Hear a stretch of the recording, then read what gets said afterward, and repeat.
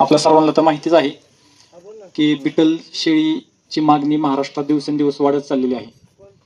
तर तिची जे काही खास वैशिष्ट्ये आहेत की त्यामुळं ह्या शेळीची मागणी मोठ्या प्रमाणात चालली. जसं की आकर्षक दिसणं, त्यापेक्षाही महत्त्वाचं म्हणजे तिची दूध देण्याची क्षमता, कमी दिवसात जास्त वजन वाढ होत असलेली पिल्लं, या सर्व गोष्टीमुळं मजबूती, या सर्व गोष्टीमुळं बिटल शेळीची मागणी महाराष्ट्रात वाढत आहे.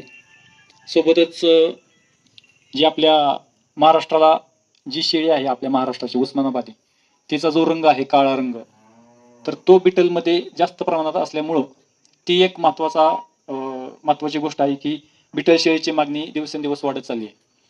कारण भारतभर जर बघितलं तर अनेक जाती आहेत वेगवेगळ्या रंगामध्ये, पण त्यामध्येही आपल्या महाराष्ट्रात पाहिलं तर फक्त बिटल ही एक गोष्ट आहे की ज्यामध्ये तिची मागणी जास्त आहे. आता 21 जूनला माझ्याकडे जो मेल आहे अक्का, याला 4 वर्ष होणार आहेत आणि मी 4 वर्षापूर्वी त्याला 1 लाख रुपये दिले होते.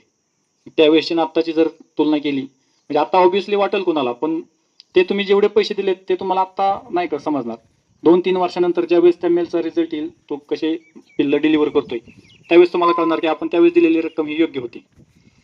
आता या ठिकाणी बरेच नवीन पण शेळी पालक आहेत, काही असे पण असतील की त्यांना सुरुवात करायचं, तर हे लाखाच्या गप्पा ऐकल्यावर जरा ते हडबडून जातील, पण असं काही जाण्याची गरज नाही. सुरुवात कशी असावी हे बहिणीने सांगितले. त्यांची सुरुवात 30,000 पासून चालू झाली होती. म्हणजे इथं बसलेल्या लोकांनी हे पण लक्षात घ्या, जरूर तुम्ही ₹1,00,000 किमतीच्या ह्याने प्राणी घ्या, पण आपण सुरुवात कशी करतोय ही फार महत्वाची आहे.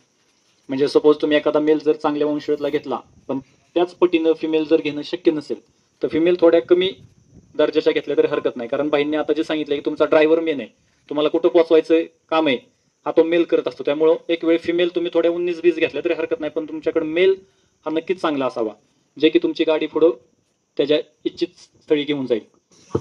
रोहित पानसरे गुड फार्म हा आपला यूट्यूब चॅनल आहे आणि त्याच्यावरच आपण एक 2-3 दिवसापूर्वी आमच्या गावातील मेंढे पालन करणारे आहेत, तर त्यांची एक मुलाखत घेतली. तर त्याच्यात त्यांनी त्यांचं मनोगत व्यक्त केले की हा व्यवसाय करणारी म्हणजे ज्याला काही येत नाही अशा लोकांनी शेळ्या मेंढ्या सांभाळावा, असं त्यांचं मत आलं. आणि एक तशी मानसिकता पण आहे समाजामध्ये की बाबा ज्याला काही येत नाही त्यांनी ते हे करावं. पण असं काय नाही, उच्च शिक्षित लोक पण याच्यामध्ये आहेत